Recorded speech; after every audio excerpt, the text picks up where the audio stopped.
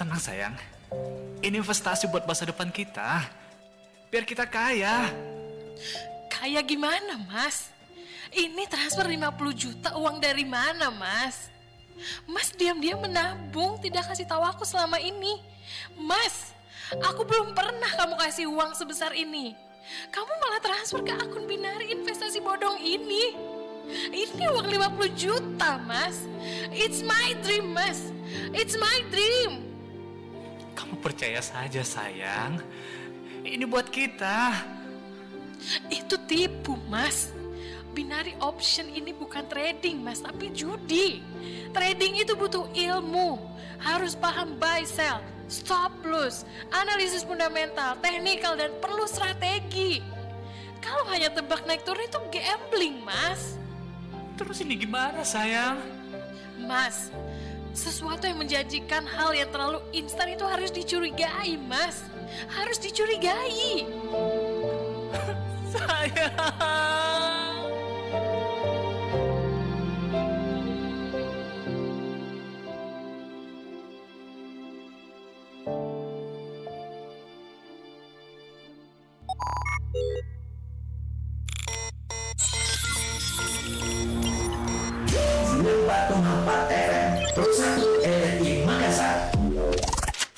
Kanal Inspirasi. Kanal Inspirasi 94,4 FM Pro 1 RRI Makassar. Assalamualaikum warahmatullahi wabarakatuh dan selamat pagi pendengar Pro 1 RRI Makassar.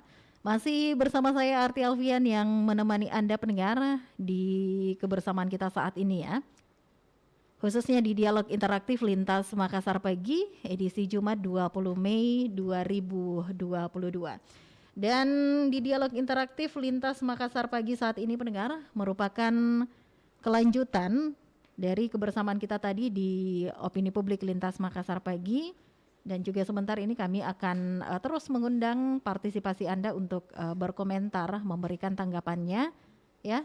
Lewat line telepon di 0821 333 339 440. Dan baiklah pendengar, untuk topik kita di Dialog Interaktif Lintas Makassar Pagi edisi hari ini masih berkaitan dengan Hari Kebangkitan Nasional. 114 tahun Hari Kebangkitan Nasional, semangat mengejar ketinggalan. Dan inilah yang akan kita bahas bersama pendengar di kebersamaan kita di Dialog Interaktif Lintas Makassar Pagi, yang pastinya juga menghadirkan narasumber-narasumber ya untuk Anda semua di pagi hari ini, dan juga akan mengundang partisipasi Anda juga untuk bergabung bersama kami berkomentar di Dialog Interaktif Lintas Makassar Pagi. Nah pendengar, berbicara tentang Hari Kebangkitan Nasional ya, Indonesia ini adalah periode pada paruh pertama khususnya abad ke-20 di Nusantara ya, ketika rakyat Indonesia mulai menumbuhkan rasa kesadaran nasional sebagai orang Indonesia. Dan sebenarnya Hari Kebangkitan Nasional ini yang sering diperingati pada tanggal 20 Mei di tiap tahunnya merupakan hari lahirnya organisasi Budi Utomo ya. Kebangkitan nasional yang merupakan kebangkitan bangsa Indonesia yang mulai memiliki rasa kesadaran nasional, ditandai dengan berdirinya Budi Utomo pada 20 Mei 1908 dan juga lahirnya Sumpah Pemuda tanggal 28 Oktober tahun 1928. Dan saat ini kami sudah bersama dengan narasumber kita ya. Ada Pak Amson Padolo, beliau adalah Kadis Kominfo Provinsi Sulawesi Selatan. Kita menyapa dulu. Assalamualaikum, selamat pagi Pak Amson Padolo. Waalaikumsalam, selamat pagi pemirsa Radio Republik Indonesia di mana saja berada. Sehat Pak ya? Salam sehat, sehat selalu. Oke, Pak Amson Padolo, 20 Mei 2022 dan pastinya setiap tanggal ini kita selalu diingatkan pada momentum Hari Kebangkitan Nasional. Dan tema Harkitnas tahun ini, ayo bangkit bersama. Apa yang kemudian ini Pak Amson Padolo yang menjadi latar belakang diambilnya tema tersebut ini? Ya, Assalamualaikum warahmatullahi wabarakatuh, pemirsa Radio Republik Indonesia yang sama kami hormati dan cintai. Jadi momentum tentang Hari Kebangkitan itu diawali dengan berdirinya Budi Utomo di tahun 1908 Iya. oleh Dr. Sutomo, mahasiswa Stopia ya. Jadi itu diawali 114 tahun yang lalu, di mana ada rasa mahasiswa-mahasiswa kedokteran di Stovia itu ada rasa bagaimana kita yang terjajah pada saat itu mampu bangkit dan melepaskan diri dari penjajahan. Jadi itu yang melatar belakangi mahasiswa-mahasiswa Stovia yang dimotori oleh Dr. Sutomo itu untuk bangkit. Dan sebagai momentum awal, ini kan momentum awal sehingga memicu kembali berdirinya organisasi-organisasi kebangsaan lain yang bertujuan untuk melepaskan diri dari penjajahan Belanda. Itu mungkin yang melatar belakangi. Dan ini berkembang terus sehingga sampai sekarang di 114 tahun yang lalu ini masih menjadi suatu momentum atau wadah bagi kita untuk bangkit kembali dan menjadikan itu berdirinya Budi Utomo sebagai pemicu untuk bagaimana ke depan kita menyikapi persoalan-persoalan bangsa. Itu mungkin yang melatar belakanginya. Jadi Budi Utomo ini boleh dikatakan mengingatkan kita kembali akan semangatnya ya, Pak Amson Iya, betul. Padolo ya. Nah, Ayo Ya, Bangkit betul. ini, Pak Amson, apakah mengartikan sebuah ajakan bersama-sama untuk kembali menata yang ada saat ini, Pak Amson? Ya, jadi kalimat ayo bangkit bersama, ayo. Jadi itu ada intonasi kalimat untuk mengajak seluruh lapisan masyarakat di seluruh Indonesia. Ayo. Jadi selama ini mungkin kita, selama ini kan kita terpuruk oleh pandemi COVID-19. Iya. Kita tidak ada sendi-sendi perekonomian kehidupan yang katakanlah mampu menggeliat. Jadi ini katakan ayo bangkit bersama, ini membangunkan atau katakanlah menggugah kembali bahwa ya pandemi sudah berlalu, pandemi sudah bisa kita hidup bersama pandemi, dan bagaimana kita menyikapi itu. Jadi kita menggugah semangat masyarakat. Ayo bangkit bersama, ayo kita mulai lagi, ayo kita bangkit, dan ayo kita mengembangkan kembali semua sektor-sektor kehidupan kebangsaan. Itu yang kata daripada tema Hari Kebangkitan. Ayo bangkit bersama. Jadi menurut Pak Amson Padolo tadi, khususnya di tahun 2022 ini lebih mengingatkan kita untuk seluruh lapisan masyarakat melepaskan diri dari pandemi COVID-19, Pak Amson. Ya, jadi kalimat ayo itu merupakan intonasi semangat untuk mengajak ya, semangat untuk mengajak. Jadi bagaimana, karena 2 tahun belakangan ini kan kita berada pada posisi yang katakanlah kita tidak mampu menggeliat membangunkan sektor-sektor sendi-sendi perekonomian atau kehidupan. Kita bingung mau harus bagaimana, karena di satu sisi wabah ini begitu mencekam dan merenggut beberapa mungkin orang-orang di sekitar kita. Jadi pandemi ini memberikan kayak semacam shock terapi bagi kita, seakan-akan wah kita serba dilema, bingung mau buat apa, serba salah, karena di satu sisi kita harus mampu mempertahankan diri dari wabah ini sehingga kita tidak terjangkit atau orang-orang yang kita cinta itu tidak terjangkit. Begitupun kita tidak menjadi carrier atau menyebarkan virus ini ke orang lain. Jadi di saat-saat itu semua sendi perekonomian itu atau sendi-sendi kehidupan itu berada pada level terbawah. Bahkan di tahun-tahun pertama kita berada di bawah level sangat terendah di seluruh Indonesia perkembangan ekonomi, semua sektor. Jadi begitu pandemi ini sudah kita bisa atasi, di mana tingkat imunisasi vaksinasi itu sudah begitu menggeliat, dan kita sudah mampu mengatasi pandemi, kita langsung menggugah orang. Jadi kita membangunkan kembali semangat bahwa semua sudah berlalu, cobaan-cobaan itu sudah berlalu, saatnya kita untuk bangkit. Bagaimana kembali kita menata kehidupan ini, menata perekonomian, menata kehidupan kebangsaan, sehingga kita ini tidak lagi dalam posisi yang masih katakanlah masih seperti yang 2 tahun lalu, tapi Iya. saatnya kita untuk bangkit, saatnya kita untuk berada di garis start kembali untuk melaju mengisi kehidupan kebangsaan ini. Itu yang salah satu makna daripada Hari Kebangkitan ini. Jadi boleh dikatakan ini Pak Amson Padolo semangat bersama untuk bangkit dalam segala hal Semangat ya. bersama. Dimulai dari Semangat nol start bersama. kembali ya Pak Amson. Ya betul. Jadi kita mulai kembali, walaupun mungkin 1 tahun belakangan ini kita sudah ada, tapi itu kan masih artinya kalau kita bawa kendaraan itu mungkin baru kita panas-panaskan mesinnya. Iya. Kita baru berada pada level-level untuk menggas-gas, tapi belum bisa belum bergerak ya. Jadi saat ini kita mulai masukkan transmisi anunya untuk kita maju untuk melaju kembali. Karena di depan kita ini begitu banyak tantangan, begitu banyak peluang, dan saatnya kita meraih peluang itu untuk mengatasi berbagai tantangan. Mungkin itu pemirsa.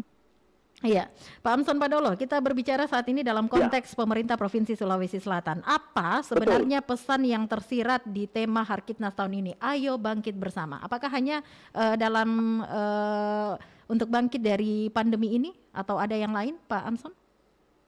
Jadi sebagaimana dengan pesan yang disampaikan oleh Menteri Komunikasi Informasi Statistik Informasi Indonesia, di mana tema ini yang secara keseluruhan menyentuh semua masyarakat Indonesia ya.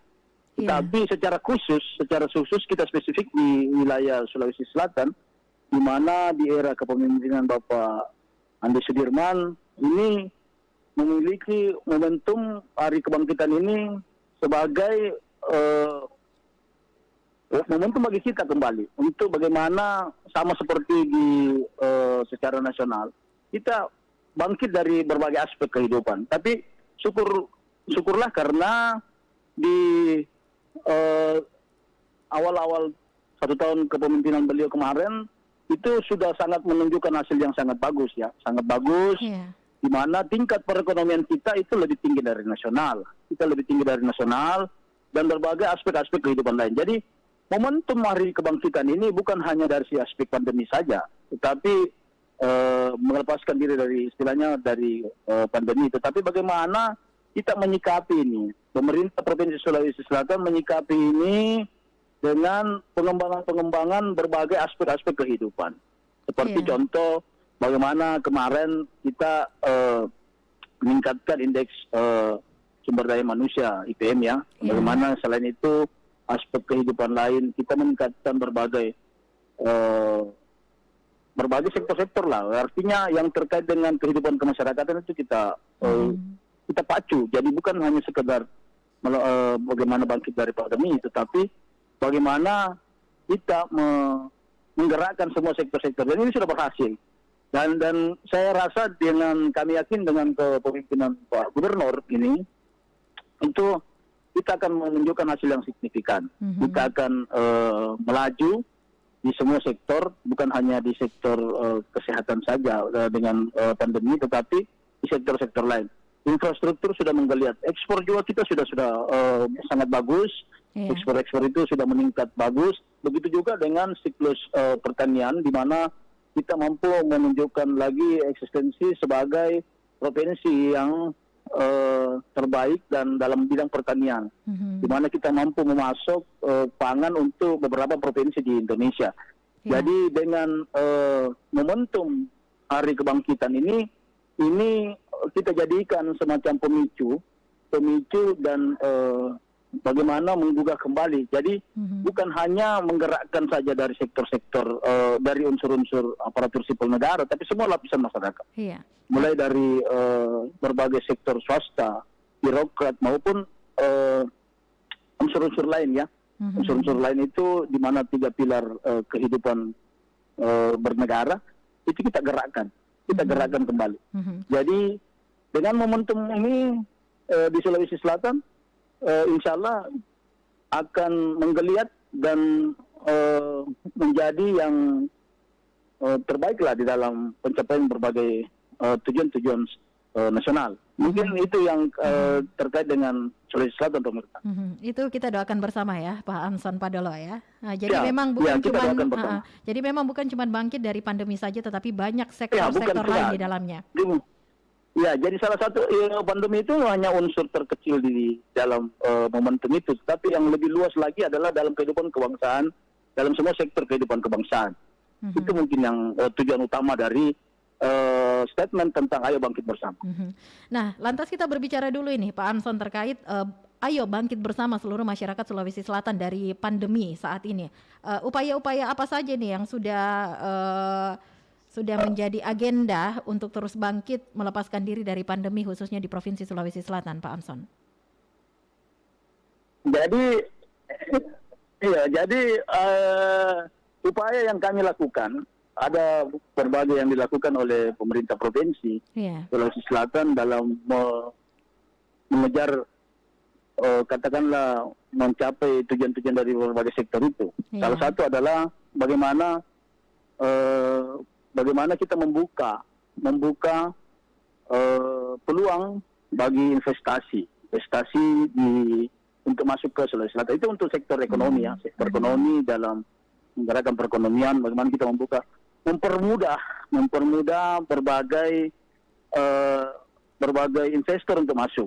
Itu dengan berbagai aplikasi atau transformasi digital. Jadi semua investasi itu bisa masuk dari mana saja dengan kemudahan-kemudahan yang diberikan. Itu pertama. Yang kedua adalah, yang paling utama adalah bagaimana kita mengembangkan sumber daya manusia yang kita miliki di Sulawesi Selatan. Karena sebagaimana yang kita ketahui bahwa sumber daya manusia Sulawesi Selatan itu sumber daya manusia yang unggul ya. Unggul dalam berbagai hal.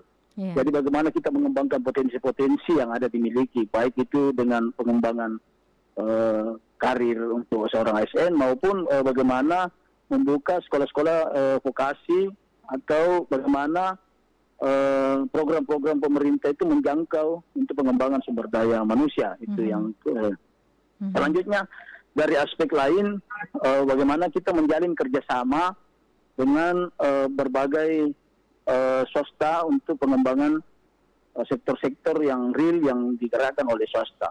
Saya rasa ada sangat banyak upaya-upaya yang dilakukan dengan tujuan untuk pengembangan dan pencapaian tujuan-tujuan yang telah saya tetapkan tadi. Tetapi patut kita sadari bersama bahwa mungkin dari sisi anunya belum katakanlah belum, masyarakat itu masih mungkin kadang bertanya karena ini yang akan kita lebih sosialisasikan bahwa dengan upaya-upaya yang telah kita lakukan ini dengan menggerakkan berbagai sektor-sektor real dengan berbagai langkah-langkah, kita berharap masyarakat itu ikut serta di dalamnya, dan fungsi pemerintah di sini kan sebagaimana dengan paradigma pemerintah baru, kita ini membuka peluang, mengayomi dan memberikan advokasi, katakanlah memberikan kemudahan-kemudahan. Dan kita berharap sektor lain seperti swasta dengan katakanlah sektor publik untuk bergerak. Kita permudah semua. Jadi prinsip pemerintahan selama Bapak Gubernur ini bagaimana kita mempermudah semua yang menyangkut kehidupan pengembangan kehidupan masyarakat. Itu yang upaya-upaya yang kami lakukan, pemirsa. Jadi boleh dikatakan ini semuanya saling berkaitan ya Pak Amson. Setelah bangkit dari pandemi, maka semua sektor bisa berjalan juga dengan baik. Ya, jadi memang harus kita sadari bahwa tidak ada sektor yang bisa berdiri sendiri, tetapi semua memiliki keterkaitan yang saling mengikat. Itu yang kami upayakan.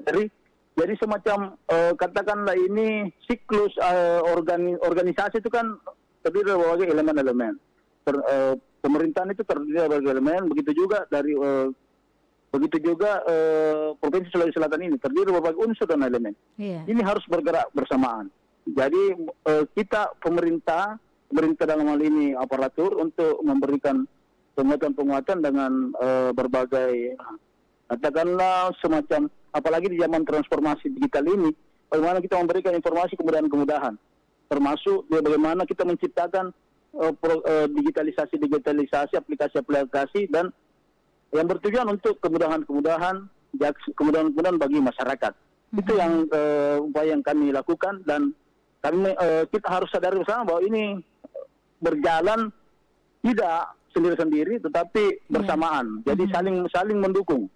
Itu yang kita pahami bersama, pemirsa. Iya, semuanya saling mendukung dan pastinya melibatkan seluruh lapisan masyarakat khususnya di Sulawesi Selatan ya Pak Amson. Nah, Iya, betul. semangat Iya, betul. Harkitnas ini kan tadi juga sempat Pak Amson sebutkan tersirat ada persatuan di dalamnya.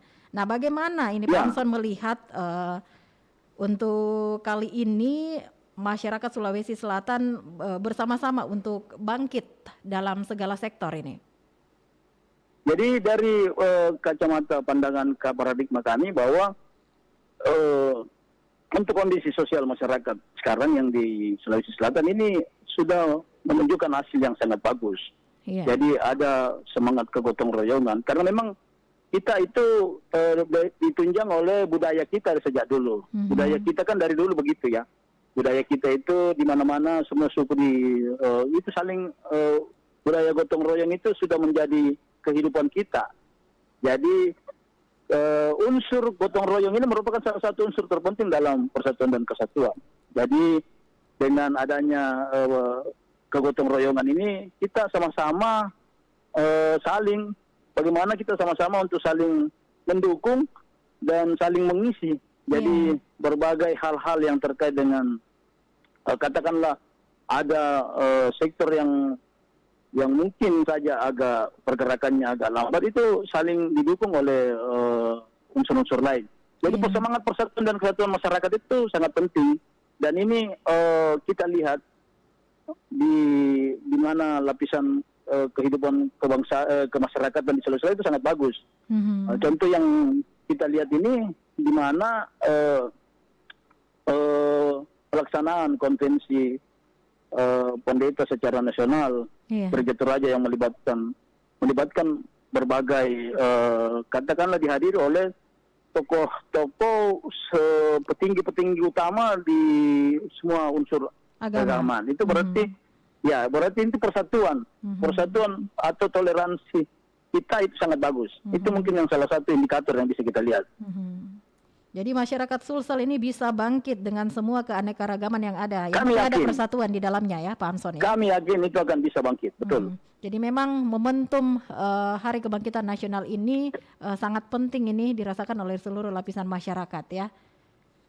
Ya, sangat penting, betul sekali, betul sekali Mbak, terkait dengan itu sangat penting bagi masyarakat untuk menumbuhkan sebagai kesadaran kembali. Betul, menumbuhkan kesadaran dan momentumnya artinya momentum ini pemicu bagi kita bahwa ini bukan acara seremoni saja, ini bukan seremonial yang selalu diperingati setiap 20 Mei, yang mungkin ada sebagian orang yang sudah lupa bahwa yang melatar belakangnya adalah pendirinya Budi Utomo ya itu ya. Jadi bukan seremoni saja, tapi bagaimana ini menjadi momentum bagi kita. Artinya momentum itu pencanangan lah, semacam kayak begitu, menggugah kembali semangat bahwa dulu kita ini terpuruk malah lebih di bawah ya, karena kita masih dalam penjajahan dengan kondisi yang sangat memprihatinkan. Justru di sekarang ini kita memiliki peluang-peluang dan kita gerakkan bersama untuk kebangkitan masyarakat Sulawesi Selatan. Iya. Baik, yang terakhir ini Pak Amson Padolo, ada ajakan ini Pak Amson Padolo di 114 tahun masyarakat Sulsel ya, memiliki semangat untuk mengejar ketinggalan. Bagaimana harapannya? Ya, jadi pemirsa Radio Republik Indonesia yang kami cintai dan teman-teman sekalian yang berada di mana saja. Jadi di momentum 114 tahun momentum kebangkitan nasional di 114 tahun dengan tema Ayo Bangkit Bersama, kami menghimbau, dan bukan menghimbau saja tetapi mengajak seluruh lapisan masyarakat Sulawesi Selatan bagaimana kita mampu bangkit kembali dengan memanfaatkan berbagai peluang-peluang dan potensi-potensi yang ada di sekitar kita, di diri kita maupun yang ada di tempat lain, sehingga diharapkan dengan pengembangan-pengembangan tersebut kita mampu mengejar berbagai ketinggalan yang disebabkan oleh pandemi COVID-19 2 tahun belakangan ini. Sehingga kita mampu eksis dan kembali menjadi masyarakat yang unggul, masyarakat Sulawesi Selatan yang modern, yang katakanlah masyarakat Sulawesi Selatan yang berhasil dalam berbagai aspek kehidupan. Itu mungkin yang kami titipkan kepada pemirsa Radio Republik Indonesia. Baiklah, kalau gitu terima kasih waktunya Pak Amson Padolo, Kadis Kominfo Provinsi Sulsel ya. Tetap semangat ini Pak ya. Dan sehat selalu. Ayo bangkit bersama. Ayo bangkit bersama. Amin, Assalamualaikum warahmatullahi wabarakatuh. Waalaikumsalam warahmatullahi wabarakatuh. Dan baiklah pendengar Pro 1 RRI Makassar, demikian perbincangan kita dengan narasumber kita ada Pak Amson Padolo ya, Kadis Kominfo Provinsi Sulawesi Selatan yang mengajak seluruh lapisan masyarakat yang secara khusus ada di Sulawesi Selatan, warga Indonesia secara umum, biarlah di 114 tahun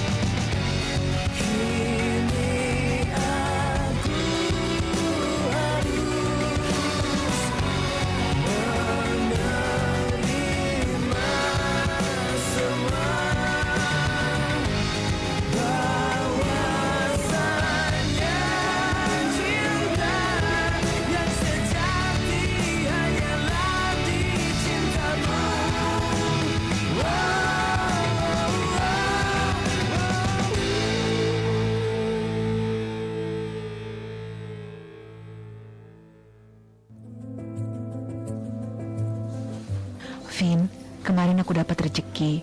Udah aku sumbangin ke panti asuhan. Kamu tahu kan? Iya, tahu. Udah lihat di status kamu.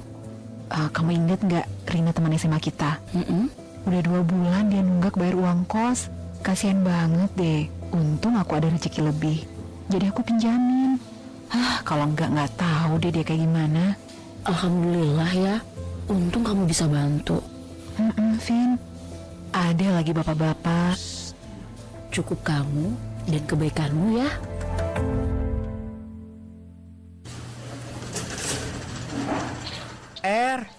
Tolong dong, di print laporannya. Iya, bentar lagi tanggung nih. A few moments later. Mana laporannya? Aduh, sorry aku lupa Sus. Kamu ini gimana sih Disuruh gitu aja susah. Game aja terus kerjaanmu. Hati-hati, masih banyak orang yang rebutan cari kerjaan. Kalau kamu nggak berubah, lihat aja. Kamu pasti akan tergeser. 94,4 FM Kanal Inspirasi Pro 1 RRI Makassar.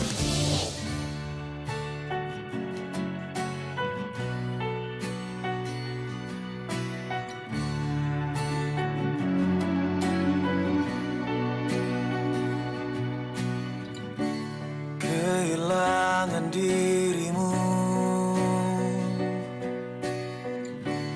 menyakitkan nurani, separuh nyawa terbawa,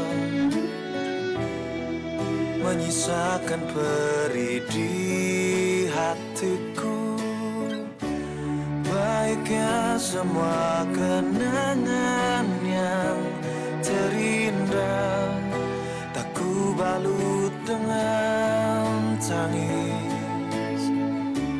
Baiknya setiap kerinduan yang merajam tak ku ratapi penuh penyesalan.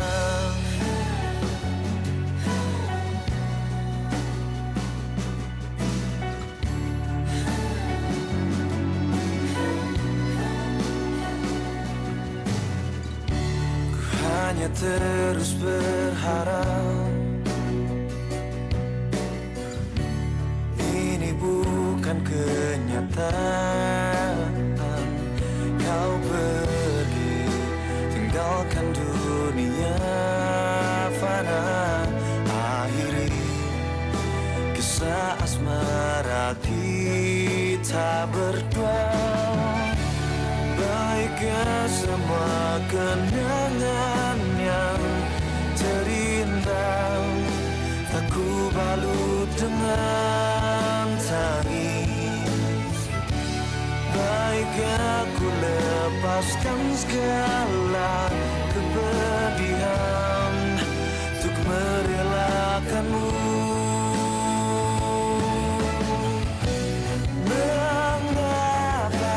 Semua ini terjadi, betapa ku mencintai dirimu. Ku tak kuasa menahan kesedihan yang begitu dalam.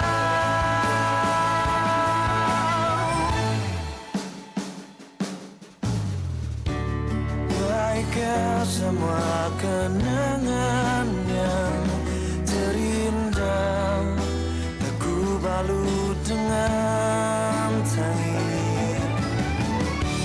Baiknya setiap kerinduan yang merajam tak ku ratapi penuh penyesalan.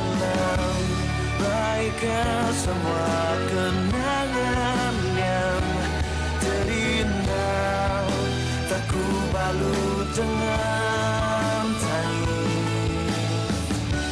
Baiknya ku lepaskan segala kepedihan untuk merelakanmu.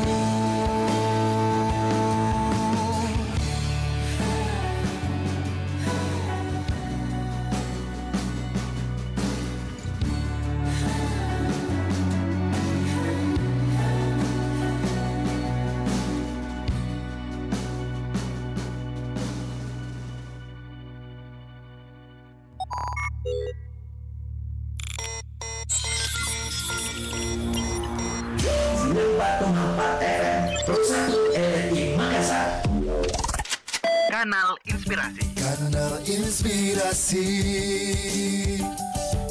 94,4 FM Pro 1 RRI Makassar.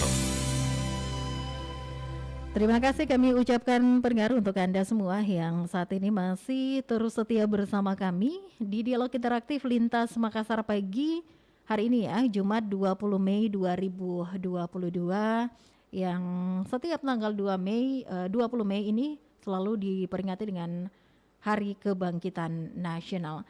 Dan masih bersama saya Arti Alfian yang mengawal Anda selepas tadi kita berbincang dengan narasumber kita Pak Amson Padolo, Kadis Kominfo Provinsi Sulawesi Selatan ya. Untuk melanjutkan kebersamaan kita pendengar, kami juga sudah terhubung dengan narasumber kami berikutnya, ada Pak Dr. Firdaus Muhammad. Beliau adalah pengamat politik dari UIN Makassar. Kita menyapa dulu. Assalamualaikum, selamat pagi Pak Dr. Firdaus. Ya, Assalamualaikum. Sehat Pak ya? Ya, alhamdulillah sehat. Alhamdulillah. 20 Mei yang sering kita rayakan sebagai Hari Kebangkitan Nasional dan 114 tahun memperingati Harkitnas ini Pak Dokter. Bagaimana Anda melihat semangat Utomo, Bang Budi Utomo sekarang ini, apakah masih sama ini? Apakah semangat juang pergerakan di masa tahun 1908 Budi Utomo ini sekarang masih sama menurut Anda? Ya, terima kasih. Tujuan kita memperingati Hari Kebangkitan Nasional adalah untuk bisa mempertahankan semangatnya. Semangatnya. Jadi semangat kebangkitan nasional dari organisasi Budi Utomo 1908, 114 tahun silam, itu yang kemudian menjadi ruh penyemangat untuk membangun nasionalisme. Yeah. Karena ini ada keterkaitan dari Budi Utomo 1908, lalu kemudian Sumpah Pemuda 1928, 20 tahun kemudian, lalu kemudian itu tetap menjadi tonggak sejarah yang kemudian melahirkan 1945, Proklamasi Kemerdekaan RI. Jadi ini seharusnya berkesinambungan dari semangat kebangkitan nasional, kemudian Sumpah Pemuda, sampai kepada meraih kemerdekaan, memproklamirkan kemerdekaan 17 Agustus 1945. Nah, yang inti dari situ adalah, ruhnya adalah semangat nasionalisme, cinta tanah air, rasa memiliki, sehingga ada ikhtiar upaya untuk menjaga NKRI. Karena merasa memiliki, ada rasa cinta terhadap tanah air. Gitu. Nah, kalau tahun 1908, 1928, bahkan 1945 yang sudah Pak Dr. Firdaus sebutkan tadi, seluruh elemen anak bangsa ini bersatu untuk bangkit dari penjajahan. Nah, apakah semangat persatuan itu masih ada sampai sekarang ini, Pak Dokter, menurut Anda? Ya, jadi justru itu yang harus dibangun. Ini harus merata. Jadi itu ada, bahkan itu dominan. Tetapi justru kita ingin dari 200 juta lebih penduduk Indonesia dari berbagai latar belakang, status sosial, bahkan usia, itu seluruhnya harus memiliki pemahaman, edukasi tentang semangat nasionalisme. Dan itu harus diarahkan bagaimana itu mencintai tanah air, bagaimana implementasinya sesuai dengan peran kita masing-masing. Nah, jadi kalau kita melihat yang terjadi sekarang, itu tentu kita tetap kembali kepada sejarah peristiwa, bagaimana itu konsolidasi tokoh-tokoh bangsa ketika itu, jauh sebelum kemerdekaan, 1908, kemudian 1928 sampai 1945, proses untuk meraih kemerdekaan. Apa modalnya? Modalnya adalah cinta tanah air, ada rasa nasionalisme, mempertaruhkan segalanya demi negara dan bangsa. Nah, hari ini kita memperingati kebangkitan nasional 20 Mei 2022 ini. Itu ruhnya yang dijaga, tetap dipertahankan, tapi implementasinya sudah beda. Karena kita tidak lagi berhadapan dengan penjajah. Tapi bukan berarti sekarang tidak ada koloni-koloni, tetap meskipun bentuknya beda. Nah, karenanya kita harus membangun nasionalisme itu, lalu kemudian bagaimana sekarang mengimplementasikan cinta tanah air itu. Bagaimana kita membangun negara kesatuan Republik Indonesia. Nah, sekarang di era kita yang paling penting, paling utama itu adalah pada generasi muda. Sekarang ada istilah generasi milenial, ada generasi Z ya. Gen Z itu yang sekarang apakah kita garansi mereka itu memiliki pemahaman nasionalisme yang benar? Bahwa mereka memiliki nasionalisme, iya, tetapi apakah sudah benar dan apakah implementasinya juga benar gitu? Karena misalnya sekarang kan untuk membangun cinta pada tanah air, membangun nasionalisme, kebangkitan nasional pada generasi muda, sekarang ini harus kita lihat apa yang menjadi tantangan, yang menjadi ancaman negara kesatuan Republik Indonesia. Di antaranya misalnya dari pengaruh teknologi. Oh, ternyata karena kita sudah bisa mengakses kehidupan dunia yang begitu berwarna, budaya dunia, justru kadangkala lebih menyukai misalnya K-pop dibanding dengan budaya-budaya lokal. Lebih menghafal lagu-lagu barat misalnya dibanding dengan lagu-lagu kebangsaan. Nah, itu misalnya. Nah, kita tidak bisa menyalahkan sepenuhnya pada generasi muda, tetapi apakah memang lembaga pendidikan, misalnya dari PMP, sekarang ada PPKN, apakah itu sudah cukup, lebih dari cukup untuk membangun nasionalisme? Itu di jalur pendidikan. Nah, berapa banyak anak-anak yang tidak mengakses dunia pendidikan secara formal? Itu.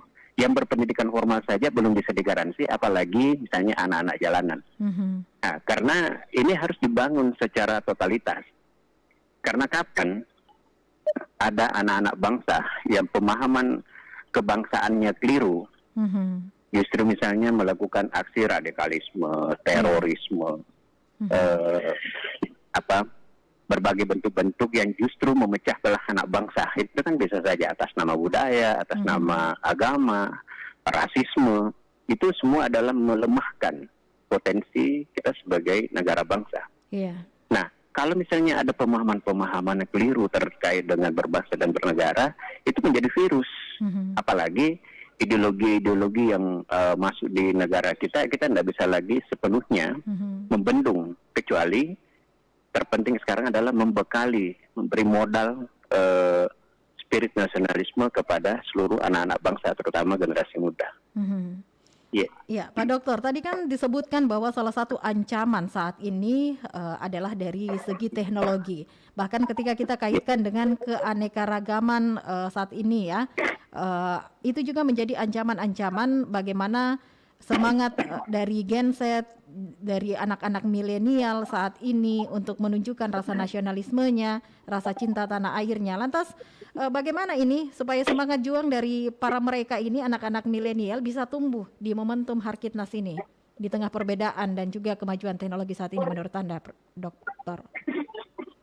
Ya, pemerintah terutama yang memiliki kendali terkait dengan teknologi, sebetulnya misalnya Keminfo gitu, itu bisa memberi ruang supaya anak-anak muda itu bisa mengakses. Misalnya ada iklan-iklan, begitu dia membuka situs, yang muncul adalah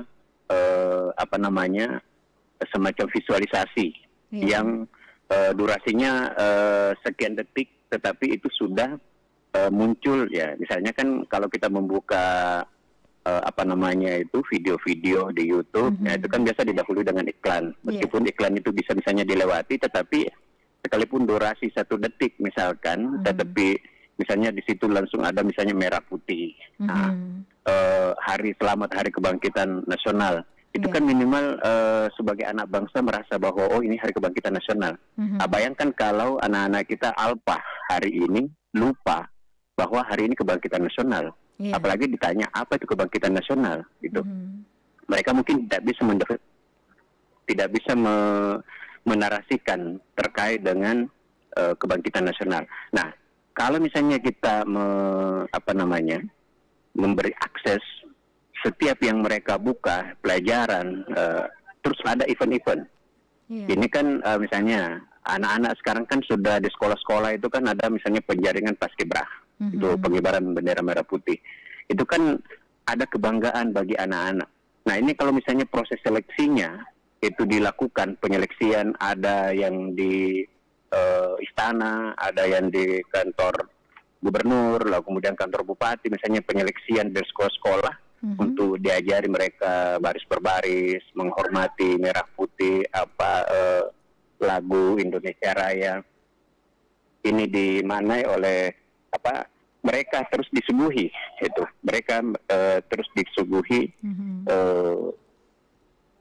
diksi-diksi terkait dengan nasionalisme.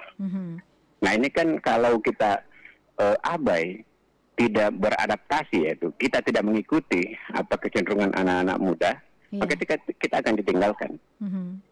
Jadi kita harus menyesuaikan. Misalnya mereka suka kumpul di kafe-kafe. Apa susahnya? Misalnya dari dinas perdagangan kah apa yang mengkoordinir misalnya kafe-kafe itu supaya diselingi dari lagu-lagu musik kafe itu dengan lagu Indonesia Raya misalnya karena momen tertentu. Itu supaya tidak ada ruang yang mengabaikan nasionalisme itu. Jadi kita bisa di ruang-ruang publik, gitu. Misalnya kan kayak di bandara tiba-tiba diperdengarkan Selamat Hari Kebangkitan Nasional. Karena cinta itu kan lahir dan tumbuh di dalam sanubari anak-anak bangsa. Nah kalau itu terus dipupuk, maka itu akan terus tumbuh berkembang rasa cinta tanah air itu, rasa memiliki. Nah dan yang terpenting adalah kita harus mengarahkan anak-anak muda, anak-anak bangsa untuk bagaimana dia berkontribusi terhadap negara bangsanya. Nah sekarang ada kecenderungan seakan-akan yang banyak dituntut bertanggung jawab membangun negara bangsa ini adalah pemerintah. Ya kan? Jadi pemerintah ini kenapa ini tidak diperbaiki? Kenapa? Sementara dia, apa kontribusi Anda sebagai anak bangsa?